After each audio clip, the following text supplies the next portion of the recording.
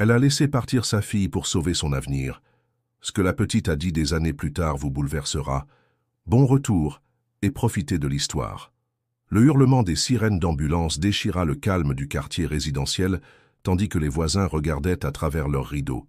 Au centre de ce chaos se tenait Kélia, serrant des flacons de médicaments dans ses mains tremblantes pendant que les ambulanciers la stabilisaient après une grave crise diabétique. Sa fille de 8 ans, Tofi, observait la scène avec horreur depuis l'entrée, toujours vêtue de sa tenue de ballet du récital que Kélia avait manqué ce soir-là.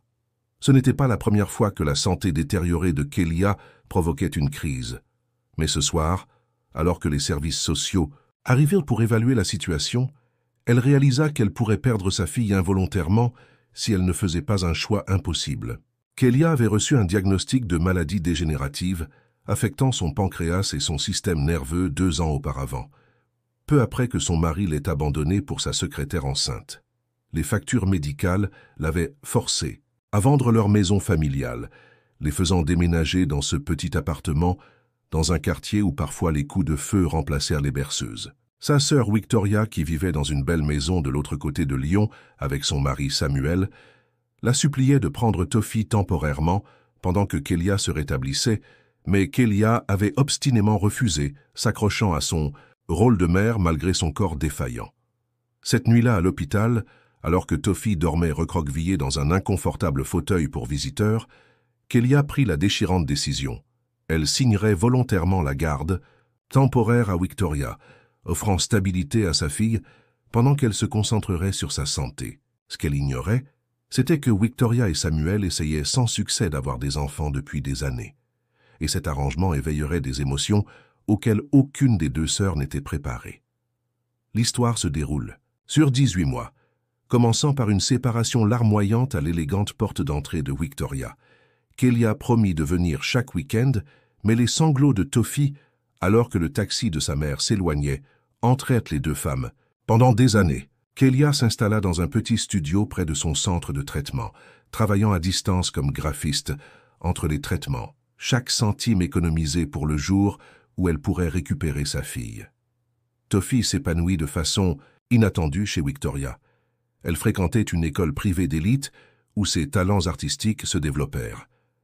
Victoria exposait fièrement les peintures de Tofi dans toute la maison, tandis que Samuel lui apprenait à nager dans leur piscine.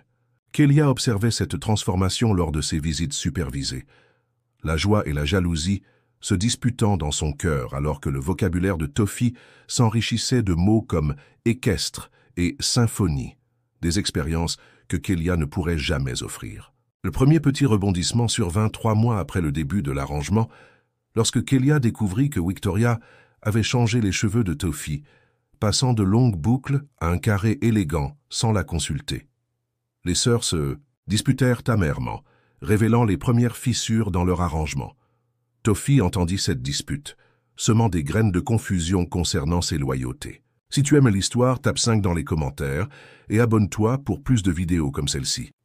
Sinon, tape 0, cela m'aide à créer un contenu encore meilleur pour toi. On continue. Pendant ce temps, la santé de Kélia se stabilisa grâce à des traitements expérimentaux. Mais son assurance médicale refusa de couvrir le médicament le plus prometteur. Désespérée, elle prit un second emploi en concevant des faire-part de mariage le soir, travaillant jusqu'à ce que ses mains se crispent, tandis que les photos de la nouvelle vie de Tofi s'accumulaient sur son réfrigérateur. Récital. De ballet, foires scientifiques et ses réunions familiales, où Kélia se sentait de plus en plus comme une simple visiteuse. Le deuxième petit rebondissement arriva lorsque Tofi commença à appeler Victoria « maman » pendant une visite de week-end, le mot lui échappant naturellement avant que la fillette ne réalise son erreur. Le douloureux silence qui suivit changea quelque chose de fondamental dans la détermination de Kélia. Chaque nuit, après avoir raccroché des appels vidéo de plus en plus courts avec Tofi, Kélia parcourait les réseaux sociaux de Victoria, analysant chaque photo à la recherche de signes de négligence ou de tristesse qu'elle ne trouvait jamais. Sa fille rayonnait, ses joues autrefois pâles désormais roses de santé, ses sourires plus larges que Kélia ne les avait vus depuis des années. Dans son studio, Kélia se surprenait à parler au cadre photo comme si Tofi pouvait l'entendre, racontant sa journée et ses progrès médicaux à un auditoire silencieux. À l'hôpital, son médecin notait avec prudence des améliorations marginales mais régulières, encourageant Kélia à se concentrer sur le long terme, plutôt que sur les résultats immédiats.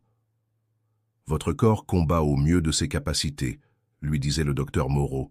« Mais le stress peut inverser ses progrès. » Kélia ne lui avait jamais avoué les nuits qu'elle passait à pleurer jusqu'à l'épuisement, ou comment elle travaillait bien au-delà de ses limites pour économiser chaque euro, sacrifiant repas et médicaments pour maintenir l'illusion de progrès.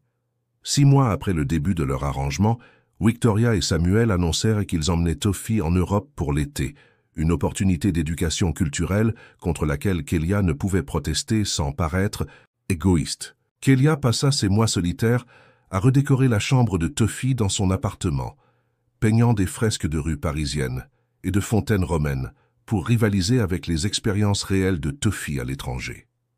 Le soleil de 10 juillet brûlait les petites fenêtres du studio, tandis que Kélia terminait la dernière fresque, la place Saint-Marc à Venise, remplie de colombes et baignée de lumière dorée. Ses doigts étaient tachés de peinture, ses ongles brisés par le travail incessant. Les maigres économies qu'elle avait mises de côté étaient maintenant investies dans cette chambre qu'elle ne pouvait même pas montrer à sa fille. À côté d'elle, son téléphone resta silencieux. Le décalage horaire rendait les appels difficiles, avait expliqué Victoria, promettant des photos à la place. Mais les images arrivaient rarement, et quand elles venaient, elle montrait Tofi tenant la main de Victoria devant le Colisée ou riant avec Samuel dans une gondole, des souvenirs créés sans elle. Et puis un soir, comme Kélia préparait un simple repas de pâtes, son téléphone sonna.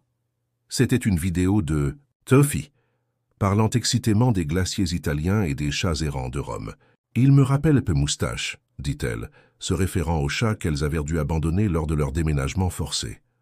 Kélia n'avait jamais dit à Tofi que le chat avait été placé dans un refuge, un autre petit mensonge pour protéger le cœur de sa fille. « Tante Victoria dit que nous pourrons peut-être adopter un chaton en rentrant », continua Tofi, inconsciente du fait que l'appartement de Kélia interdisait les animaux domestiques. Quand elles terminèrent l'appel, Kélia jeta son assiette contre le mur dans un rare moment de rage, puis passa les heures suivantes à nettoyer minutieusement chaque éclat de porcelaine, comme si cette tâche pouvait d'une manière ou d'une autre réordonner le chaos de sa vie. Lorsque Tofi revint cette nuit-là, Kélia entendit les mots français et italiens que sa fille avait appris. Cela provoqua un troisième petit rebondissement qui transforma Tofi en quelqu'un d'étranger pour sa propre mère. Cette nuit-là, seule dans son appartement, Kélia brisa la tasse à thé que Tofi lui avait offerte pour la fête des mères, puis la recolla méticuleusement, manifestation physique de sa relation fragmentaire avec sa fille. « Regarde, maman !» s'exclama Tofi pendant leur première visite après le voyage, sortant un carnet de croquis rempli de dessins de monuments européens. « Madame Laurent, mon professeur d'art, dit que j'ai un œil exceptionnel pour la perspective. » Elle prononça la phrase comme si elle récitait les paroles d'une chanson apprise par cœur. Kélia sourit malgré la douleur lancinante de réaliser que sa fille grandissait dans un monde où les gens portèrent des noms comme Laurent et discutaient de concepts artistiques au petit déjeuner. « C'est magnifique, mon cœur, » répondit-elle, essayant de masquer le sentiment d'inadéquation qui grandissait en elle. Elle tendit la main pour caresser les cheveux de Tofi, toujours pas habituée à leur nouvelle longueur. « Tu as un vrai talent. Tante Victoria dit que je pourrais suivre des cours avancés l'année prochaine si je continue à progresser, » dit Tofi, ses yeux s'illuminant. Elle a même parlé d'un programme spécial pour les enfants doués. Ce fut cette conversation qui réveilla Kélia à 2 heures du matin, frénétiquement en train de rechercher sur Internet des programmes d'art pour enfants qu'elle pourrait potentiellement se permettre. Elle passa la journée suivante à appeler chaque centre culturel et organisation artistique de Lyon, suppliant pour des bourses ou des frais réduits. À la fin de la semaine, elle avait obtenu une place pour Tofi dans un programme du samedi matin au musée local, moins prestigieux que ce que Victoria pourrait offrir, mais c'était quelque chose que Kélia pouvait donner elle-même. Le premier rebondissement de moyenne importance survint 8 mois après le début de leur arrangement, lorsque le médecin de Kélia l'appela avec des nouvelles inattendues. Son état s'était suffisamment amélioré pour réduire les médicaments, bien que la maladie sous-jacente reste incurable.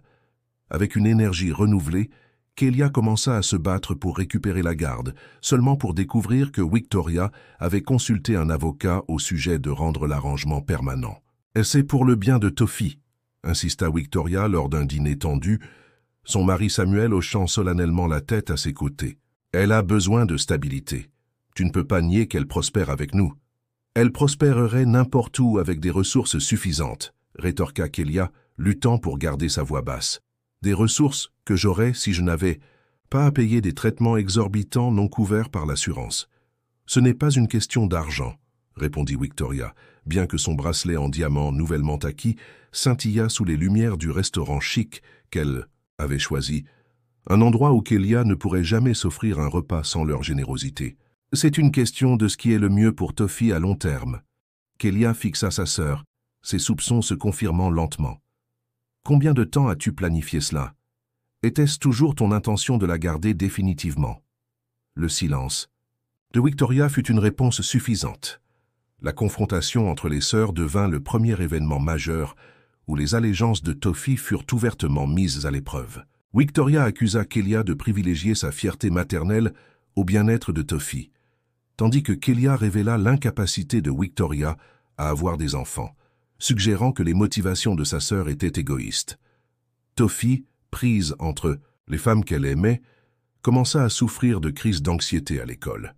Des semaines plus tard, alors que Kélia attendait dans la cour de récréation pour chercher Tofi pour leur week-end ensemble, elle remarqua sa fille s'éloigner d'un groupe d'enfants qui riaient.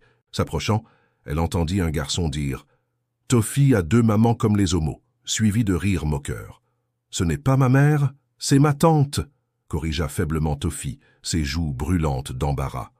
Puis elle aperçut Kélia et se figea, réalisant que sa vraie mère avait tout entendu. Cette nuit-là, alors que Tofi dormait dans la minuscule chambre que Kélia avait préparée avec tant d'amour, Kélia appela sa sœur. « Tofi commence à souffrir de cette situation », dit-elle, sa voix basse pour ne pas réveiller sa fille. « Les enfants se moquent d'elle à l'école. Elle est confuse à propos de qui elle est et à qui elle appartient. »« Elle sera moins confuse quand les arrangements seront permanents, » répondit Victoria. « Les enfants sont cruels, mais c'est un petit prix à payer pour l'éducation qu'elle reçoit. Tu veux qu'elle retourne dans cette école publique dangereuse près de ton appartement. » Les mots frappèrent Kélia comme des coups physiques. « Tu penses que je ne veux pas le meilleur pour elle? C'est ma fille. Et c'est pourquoi tu devrais reconsidérer notre offre, » dit doucement Victoria. « Samuel et moi voulons t'aider financièrement, te permettre de déménager plus près de nous. Tu pourrais la voir régulièrement.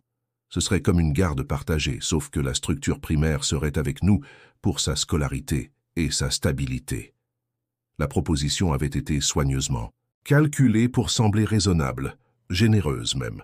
Mais Kélia comprit la vérité. Ce serait une transition en douceur vers une perte permanente, son rôle réduit à celui d'une tante aimante plutôt qu'une mère. « J'ai besoin de temps pour réfléchir, » dit-elle finalement, raccrochant avant que Victoria puisse presser davantage. Le matin, Kélia s'assit avec Tofi au petit-déjeuner, observant sa fille manger les céréales bon marché qu'elle avait achetées plutôt que les granolas biologiques auxquels elle était maintenant habituée chez Victoria. « Ma chérie, » commença-t-elle, choisissant ses mots avec soin. « Es-tu heureuse chez tante Victoria et oncle Samuel ?» Tofi hésita, sa cuillère suspendue à mi-chemin de sa bouche. « J'aime ma chambre là-bas, et l'école, et mes nouveaux amis. »« Mais es-tu heureuse ?» pressa doucement Kélia. Les yeux de Tofi se remplirent de larmes. « Je suis heureuse quand nous sommes toutes ensemble. Je veux juste que nous soyons une famille de nouveau. » Cette confession innocente devint un tournant dans la détermination de Kélia, cimentant sa résolution de ne pas abandonner sa fille, peu importe les avantages matériels que sa sœur pourrait offrir. Dans les semaines suivantes, les signes d'anxiété de Tofi s'intensifièrent. Elle développa un tic nerveux, tiré sur une mèche de ses cheveux jusqu'à ce qu'une petite tache chauve apparaisse près de sa tempe. Son professeur d'art remarqua que ses peintures, autrefois vibrantes, utilisaient maintenant principalement des tons sombres. Des maisons fracturées et des figures divisées dominent ses toiles. La conseillère scolaire appela Victoria et Samuel pour une réunion, recommandant une thérapie. Kélia ne fut informée qu'après que la première séance ait été programmée, une autre décision prise sans son consentement. Quand elle protesta, Victoria lui envoya simplement les détails de la réunion de suivi, l'invitant à y assister si elle le souhaitait. Le deuxième rebondissement de moyenne importance survint lorsque Robert perdit son poste de direction suite à une restructuration de l'entreprise. La sécurité financière de la famille soudainement menacée, Victoria devint déterminée à maintenir la garde de Tofi, la considérant comme la fille que le destin lui avait finalement accordée. Elle commença à saper subtilement Kelia lors des visites, soulignant les incertitudes concernant la santé et le logement de Kelia par rapport à leur stabilité. Un soir, alors que Tofi était absente pour un cours de piano, Victoria téléphona à sa sœur. « Samuel a été licencié », dit-elle sans préambule, sa voix tendue. C'était inattendu. Une restructuration complète. Kelia fut momentanément silencieuse, absorbant les implications. « Je suis désolé de l'entendre. Est-ce que ça va? Financièrement, je veux dire? Nous avons des économies, bien sûr, et Samuel a déjà quelques entretiens prometteurs.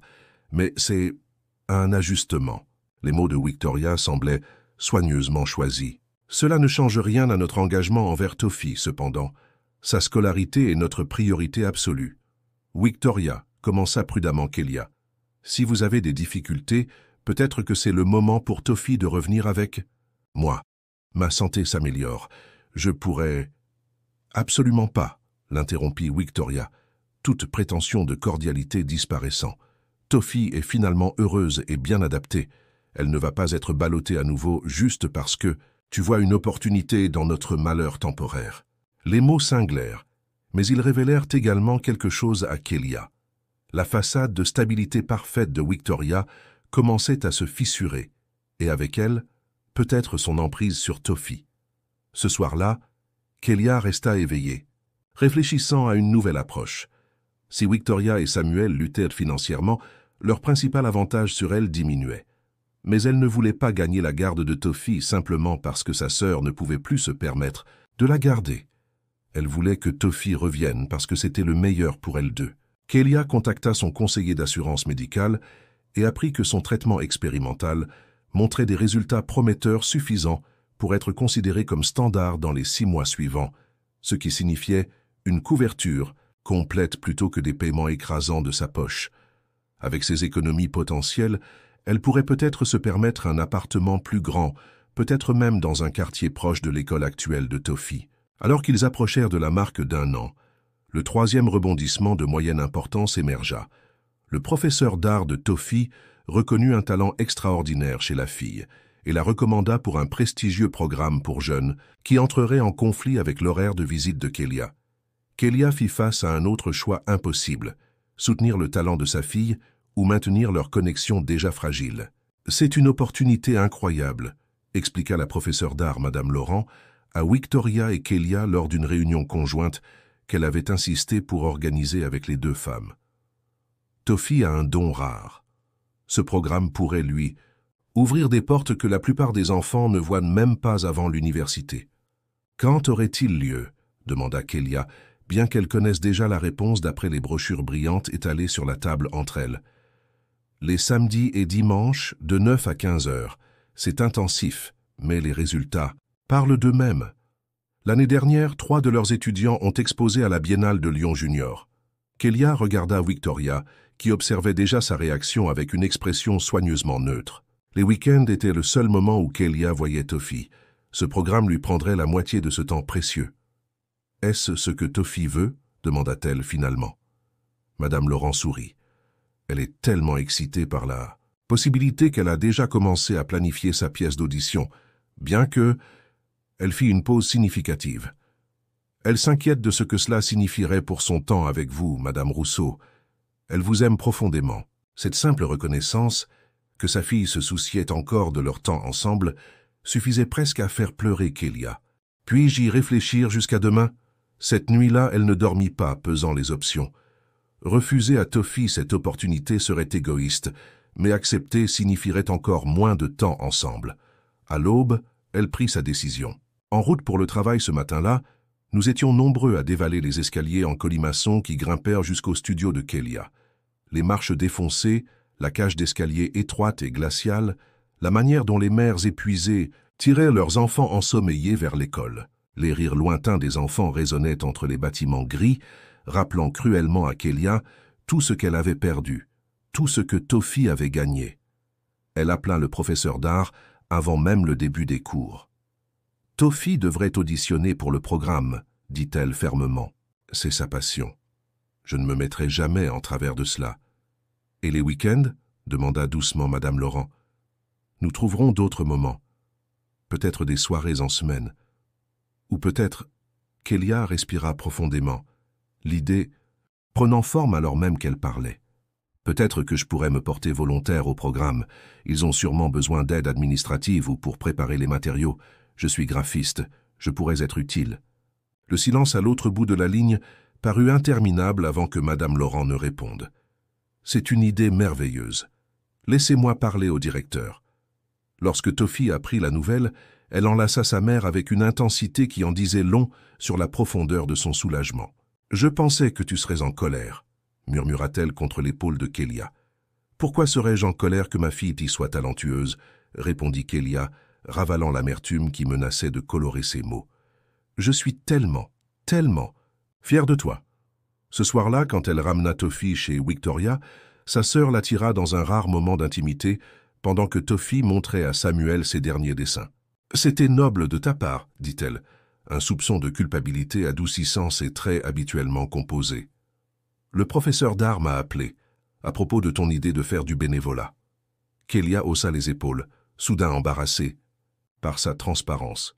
« Je ne suis pas noble, je suis égoïste, je veux être près de ma fille. » Victoria hésita, comme si elle pesait des mots difficiles. « Tu sais, Samuel et moi, nous avons essayé pendant 7 ans d'avoir un enfant.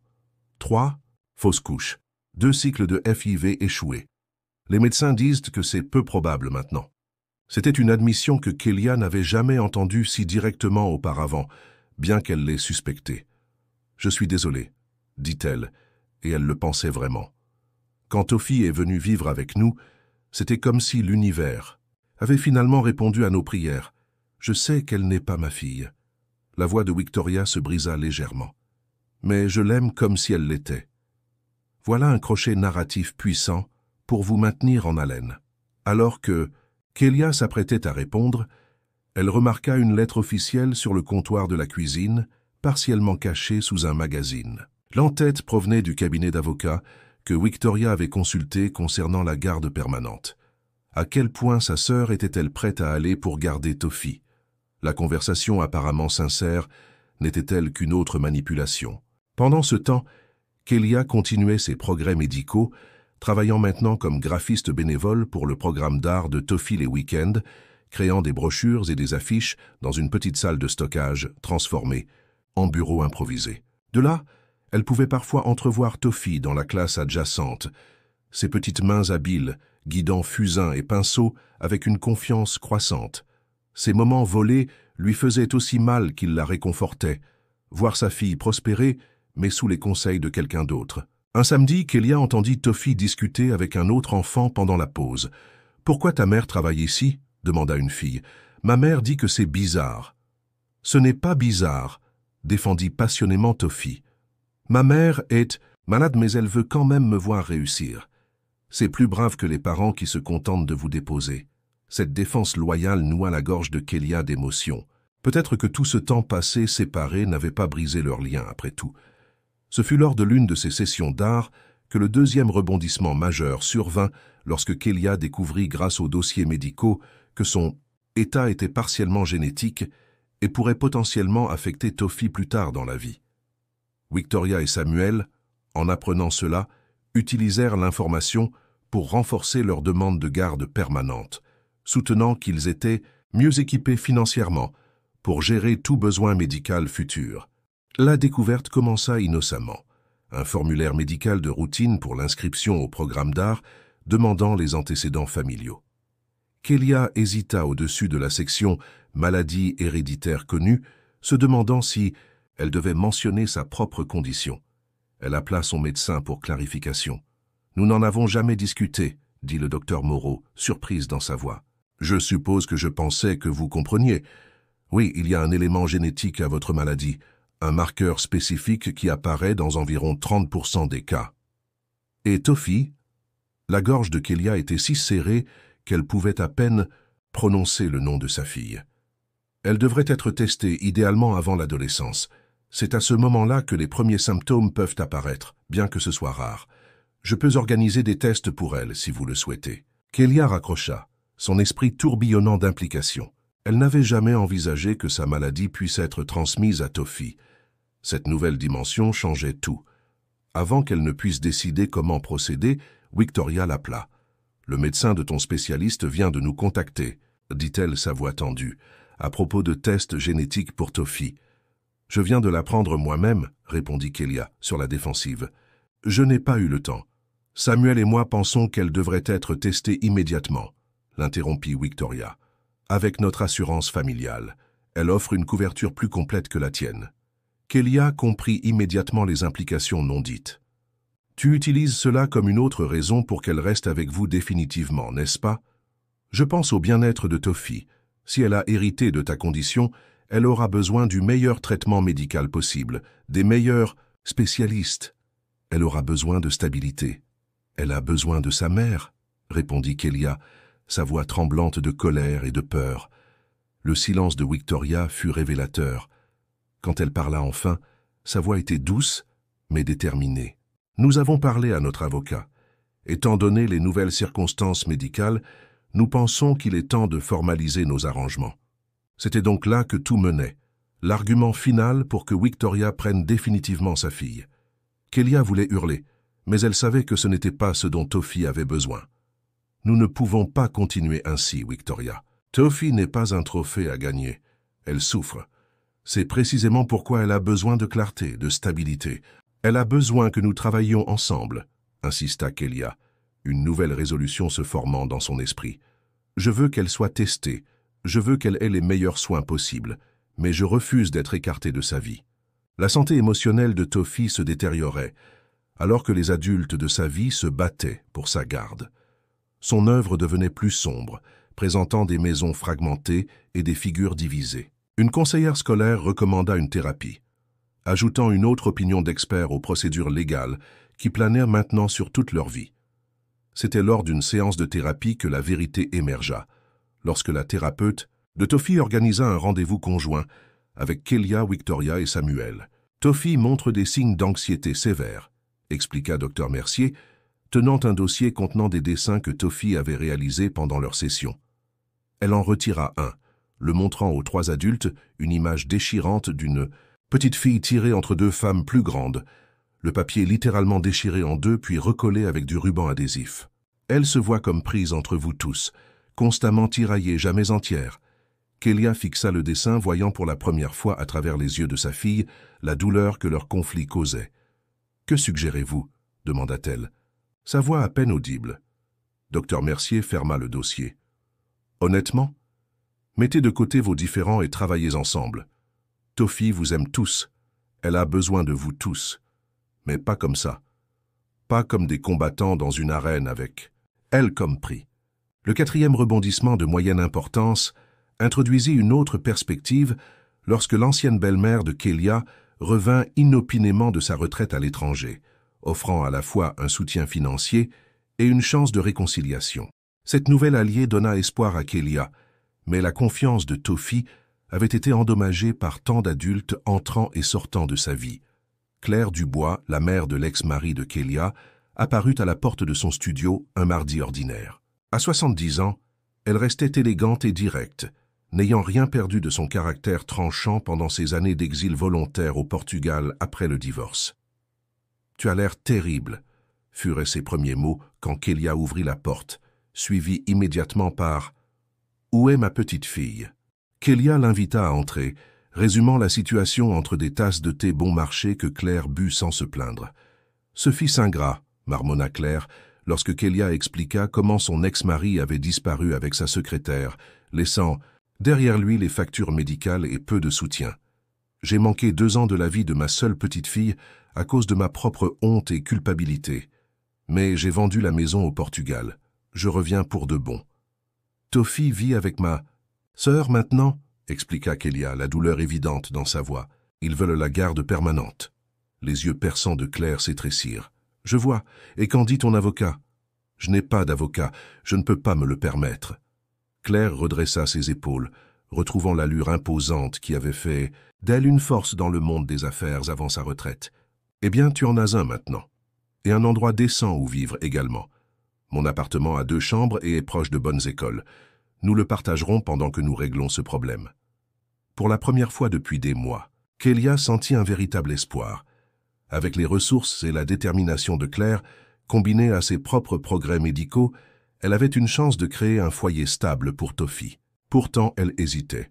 « Je ne veux pas vous impliquer dans une bataille juridique laide, et Tofi a déjà été tiraillée entre trop d'adultes. » Claire tendit la main par-dessus la table, saisissant la main de Kélia dans la sienne, étonnamment, forte pour son âge. « Mon fils vous a abandonné toutes les deux. J'ai l'intention de corriger cela, mais pas en arrachant Tofi d'un environnement stable. Nous trouverons une solution qui la mette en premier. » La présence de Claire changea la dynamique des négociations. Au lieu de rendre visite à Tofi au domicile de Victoria, Claire insista pour emmener sa petite fille au parc, créant un terrain neutre où Tofi pouvait s'ouvrir sans se sentir déloyale envers l'une ou l'autre maison. « Elle est brillante », déclara Claire après leur première sortie, alors qu'elle et Kélia partageaient un verre de vin dans leur nouveau salon commun. Mais tellement anxieuse de plaire à tout le monde, elle pèse chaque mot comme si elle témoignait devant un tribunal. « C'est ce qu'elle fait d'une certaine façon », dit doucement Kélia. « Chaque préférence qu'elle exprime, chaque petite. » Plainte. Elle sait qu'elles sont notées et utilisées comme munitions dans notre conflit. Claire hocha la tête, ses lèvres serrées en une ligne fine. Alors nous devons mettre fin au conflit. Les procédures légales pour la garde permanente devinrent de plus en plus conflictuelles. Victoria présenta des preuves des vulnérabilités médicales persistantes de Kélia, tandis que Kélia démontra ses circonstances améliorées et son engagement inébranlable. Tofi, maintenant presque 10 ans, fut interrogé par des responsables du tribunal. Son témoignage scellé pour les 2 parties. « Avez-vous déjà vécu ou connaissez-vous quelqu'un qui a vécu une situation similaire? Partagez votre expérience. » Dans les commentaires. Plus l'audience de garde approchait, plus Tofi devenait repliée sur elle-même. Ses dessins, autrefois son exutoire émotionnel, devinrent minimalistes, des lignes simples, des espaces vides, comme si elle disparaissait. Du papier comme elle souhaitait pouvoir disparaître de la réalité. Elle refuse de dessiner pendant nos sessions maintenant, rapporta Dr Mercier lors d'un appel téléphonique conjoint avec Kélia et Victoria. Elle dit que ses dessins sont utilisés contre elle. « Que voulez-vous dire ?» demanda Victoria, confuse. Elle sait que ses dessins ont été présentés au tribunal. Elle se sent trahie, comme si l'art, la seule chose qui était juste à elle, a été transformé en une autre preuve pour ou contre l'une de vous. Ce fut le moment où Kélia commença à remettre en question tout le processus juridique. Si obtenir la garde de sa fille signifiait détruire l'esprit de cette même fille, quel était le but de la victoire? Cette nuit-là, elle rendit visite à Victoria, sans avocat, sans Claire. Juste 2 sœurs, assises dans un jardin où elles avaient autrefois joué ensemble enfants. « Nous sommes en train de la briser », dit simplement Kélia. « Tous là, les avocats, les travailleurs sociaux, les psychologues, nous essayons tellement de prouver qui est la meilleure mère que nous ne voyons pas, que nous échouons toutes. Les 2. Victoria resta silencieuse longtemps, son visage habituellement composé montrant pour une fois la même épuisante guerre émotionnelle que Kélia ressentait. « Que suggères-tu » demanda-t-elle finalement. « Une trêve, pas un affrontement au tribunal mais une médiation, quelque chose qui mette Tofi en premier, pas nos égaux. » Avant que Victoria puisse répondre, son téléphone sonna. C'était Samuel, sa voix paniquée. « Tofi a disparu, elle n'est pas dans sa chambre. »« Il y a une note. » Le 3e rebondissement majeur brisa toutes les attentes. Tofi s'enfuit la nuit précédant l'audience finale pour la garde, laissant derrière elle un journal rempli d'entrées douloureuses sur le fait de se sentir comme une propriété plutôt qu'une personne. Les sœurs furent forcées de coopérer pour la retrouver, la découvrant au petit parc où Kélia l'emmenait avant la maladie. Là, parmi les balançoires rouillées et les marelles décolorées, Tofi délivra son ultimatum. Elle ne serait plus un prix à gagner. Elles la trouvèrent assise sur une balançoire, son sac à dos d'école à ses pieds, balançant doucement dans l'obscurité croissante. À 9 ans, Elle paraissait à la fois plus jeune, vulnérable et petite contre le métal vieillissant du cadre de la balançoire, et beaucoup plus âgée, une sagesse troublée dans ses yeux qui brisa le cœur de Kélia. « Je n'irai pas au tribunal demain », annonça Tofi dès qu'elles s'approchèrent, sa voix remarquablement calme. « Je ne vais pas dire qui je préfère, parce que je vous aime toutes les deux. Je ne veux pas choisir entre vous. » Victoria s'avança, ses talons hauts instables sur le sol mou du parc. « Ma chérie, personne ne te demande de choisir. »« Si » l'interrompit Tofi, sa voix se brisant finalement avec l'émotion qu'elle avait maintenue sous contrôle. « Tout, j'ai le temps. Chaque fois que je souris chez tante Victoria, ça fait mal à maman. Chaque fois que je veux voir maman, ça te fait mal. Chaque chose que je dis est utilisée comme preuve que l'une de vous est meilleure. » Elle ouvrit son sac à dos et en sortit un carnet, les pages froissées et couvertes d'une écriture enfantine. « Docteur Mercier m'a dit d'écrire mes sentiments, alors je l'ai fait. » Elle remit le journal à Kélia, ses petites mains tremblantes. « Je veux que vous lisiez ce que c'est pour moi. Ensuite, peut-être que vous arrêterez de vous battre. » Kélia et Victoria s'assirent sur un banc proche, tournant les pages ensemble sous la faible lumière d'un lampadaire de parc. Les mots de Tofi étaient simples mais dévastateurs. « Je me sens comme une poupée que tout le monde veut, mais personne ne demande ce que la poupée veut. J'ai 2 maisons, mais je ne me sens chez moi dans aucune parce que je fais toujours semblant d'être heureuse pour ne pas les blesser. Je me demande si papa est parti à cause de moi. Maintenant, je fais se battre maman et tante Victoria aussi. » La dernière entrée datée de ce jour était la plus déchirante. « Je veux juste une famille qui s'aime, pas qui se bat pour m'avoir. Si je disparais, peut-être qu'elles redeviendront des sœurs. » Quand elles levèrent les yeux du journal, Tofi les regardait, attendant leur réaction avec les yeux d'un enfant qui avait dû grandir trop vite. Cette crise obligea les 2 femmes à examiner leur motivation. Kélia réalisa que sa détermination à récupérer Tofi provenait en partie de son propre abandon par son mari, tandis que Victoria affronta sa tentative de combler son impossibilité d'avoir des enfants avec sa nièce. Ensemble, elles développèrent un arrangement véritablement collaboratif, où Tofi resterait légalement avec Victoria pendant l'année scolaire en raison de la proximité de son école et des programmes spéciaux, tout en passant du temps prolongé avec Kélia pendant les vacances. Les semaines qui suivirent furent un exercice d'humilité pour tous les adultes impliqués. L'audience au tribunal fut annulée, remplacée par des sessions de médiation familiale, où Tofi, pour la première fois, fut véritablement entendu. Samuel trouva un nouvel emploi, moins prestigieux mais plus stable. Claire commença à reconstruire une relation avec sa petite-fille, offrant un lien avec le père absent de Tofi, sans les complications émotionnelles. Le plus remarquable fut le changement dans la relation entre les sœurs.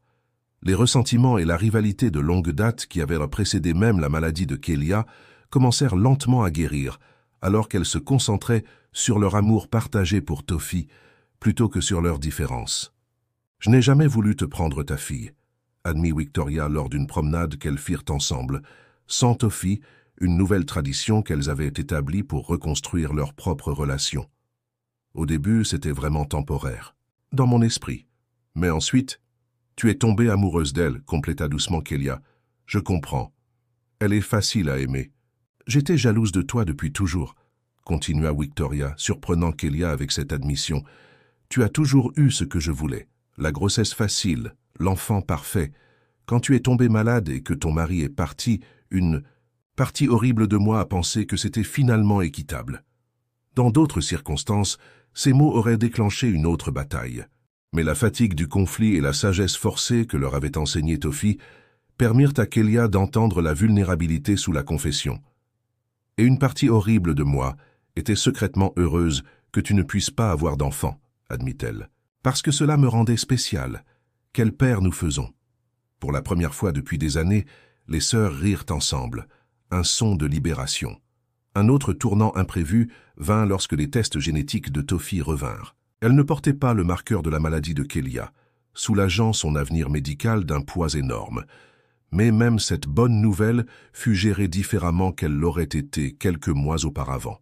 « C'est merveilleux », dit Victoria, quand elles reçurent les résultats ensemble au bureau du médecin. Mais cela n'aurait rien changé à notre nouvel arrangement si les résultats avaient été différents. Nous aurions trouvé un moyen. Kélia sourit, sachant que c'était vrai. Elle a 2 maisons maintenant, 2 mères, d'une certaine façon. Et c'est bien. Ce n'est pas ce que j'imaginais, mais c'est ce dont elle a besoin. La résolution vint 15 mois après cette première course en ambulance, alors que Tofi se produisait dans une prestigieuse exposition d'art pour jeunes, sa toile représentant 2 maisons reliées par un pont. Alors que le public admirait son talent, elle expliqua son inspiration. « J'ai 2 maisons et 2 mères qui m'ont appris différentes sortes de forces. » Ce soir-là, alors que sa famille élargie, Kélia, Victoria, Samuel et Claire se réunissaient pour célébrer son succès, Tofi rayonnait non pas de l'attention, mais du soulagement tangible de ne plus être au centre d'un champ de bataille. « Tu sais, » dit-elle à Kélia alors qu'elles arrangèrent des fleurs de félicitations à la maison, « Dr Mercier dit que parfois les choses se brisent pour pouvoir être reconstruites encore mieux. Comme l'art du kintsugi que nous avons étudié, où il répare la poterie cassée avec de l'or. » Kélia regarda sa fille, plus sage, plus résiliente et, paradoxalement, plus heureuse qu'elle ne l'avait été avant toute cette épreuve. « Et il semble que nous ayons tous été reconstruits, alors, » dit-elle, tirant sa fille dans une étreinte. « Parviendriez-vous à vous remettre d'un tel conflit et à recomposer la famille ?» La détermination des 2 femmes à mettre les besoins de Tofi au-dessus de leur ego suffit-elle vraiment à reconstruire une relation saine? L'épilogue, survenant 3 mois plus tard, révèle Tofi aidant Kélia à emménager dans une petite maison dans le quartier de Victoria, achetée avec l'aide de son ancienne belle-mère. Alors qu'elle déballe, Tofi présente à Kélia une peinture, un portrait de Kélia fait de mémoire créé pendant leur séparation. « Tu ne m'as jamais quitté, » murmure Tofi. « Je t'ai porté partout, même quand j'étais en colère ou confuse. Tu m'as laissé partir pour que je puisse grandir, mais tu restes mon premier foyer. » Ce n'était pas une transition facile. Il y eut des revers, des disputes occasionnelles entre les sœurs, des moments où les anciennes jalousies ressurgissaient. Tofi eut ses propres moments difficiles, s'adaptant à l'idée que sa famille n'était pas comme les autres, mais était, à sa manière unique, entière et aimante. Le plus grand test vint 6 mois après leur nouveau début, lorsque l'ex-mari de Kélia réapparut soudainement, son nouveau mariage déjà en ruine, cherchant à renouer avec la fille qu'il avait abandonnée. La facilité avec laquelle Kélia, Victoria et Claire présentèrent un front uni pour protéger Tofi de plus de perturbations émotionnelles prouva à quel point leur famille recomposée était devenue forte. « Il reviendra quand il sera prêt à être un père, pas juste quand il se sent seul », déclara fermement Kélia, surprenant même sa propre mère par sa force tranquille. Avec le temps, la maladie de Kélia se stabilisa en une condition gérable. Elle ne serait jamais complètement guérie, mais avec un traitement régulier, elle pouvait maintenir une qualité de vie qui lui permettait d'être présente pour sa fille d'une façon qu'elle avait cru impossible. Et Tofi continua de prospérer. Son art gagna en profondeur et en nuances, attirant l'attention des programmes encore plus prestigieux. Elle développa de solides amitiés à l'école et une confiance en elle qui contrastait fortement avec l'enfant anxieuse et divisée qu'elle avait été. Mais peut-être que le changement le plus profond était dans la façon dont elle parlait de sa famille. Il n'y avait plus de distinction prudente entre la maison de maman et la maison de tante Victoria. Au lieu de cela, elle parlait simplement de ma famille, un tout unifié plutôt que des pièces fragmentées. L'histoire se conclut avec les 3 femmes créant de nouvelles traditions et frontières, leur amour compliqué pour Tofi finissant par les guérir plutôt que de les diviser. Le sacrifice de Kélia, abandonner temporairement sa fille pour lui donner de la stabilité, n'a pas résulté en une perte, mais en une famille élargie, capable de fournir à Tofi à la fois des racines et des ailes. 1 an jour pour jour. Après cette nuit tumultueuse où les sirènes d'ambulance avaient éveillé le quartier, Kélia se tenait dans la cuisine de sa petite maison, préparant le dîner d'anniversaire de Tofi. À travers la fenêtre, elle pouvait voir Victoria et Samuel traverser la rue, portant des cadeaux et un gâteau glacé. Claire arrangeait des fleurs sur la table à manger, fredonnant doucement une berceuse qu'elle avait l'habitude de chanter à son fils, maintenant transmise à une nouvelle génération. Et au centre de tout cela, Tofi, peignant tranquillement à son chevalet dans le coin ensoleillé, que Kélia avait créé spécialement pour elle. Son dernier tableau était presque terminé, un portrait de groupe de leur famille peu conventionnel, chaque visage capturé avec l'amour et la perspective unique que seul Tofi pouvait apporter. « C'est presque l'heure », appela Kélia, essuyant ses mains sur un torchon de cuisine. « Tu veux nettoyer tes pinceaux avant que tout le monde n'arrive ?» Tofi hocha la tête, ajoutant une dernière touche à la peinture, un éclat doré le long des bords où les figures se touchaient comme le kintsugi qu'elle avait mentionné, les connexions entre eux transformées d'une fracture en quelque chose de précieux.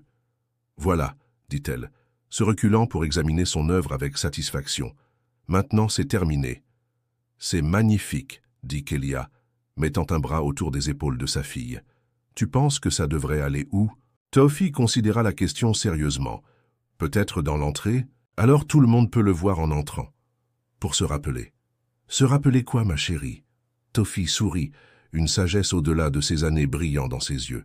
Que parfois les familles ne ressemblent pas à ce que tu attendais. Parfois, elles sont encore mieux. Félicitations. Tape 9 dans les commentaires pour me montrer que tu es resté jusqu'à la fin avec moi. Merci d'avoir regardé et à demain pour une nouvelle histoire sur cette même chaîne.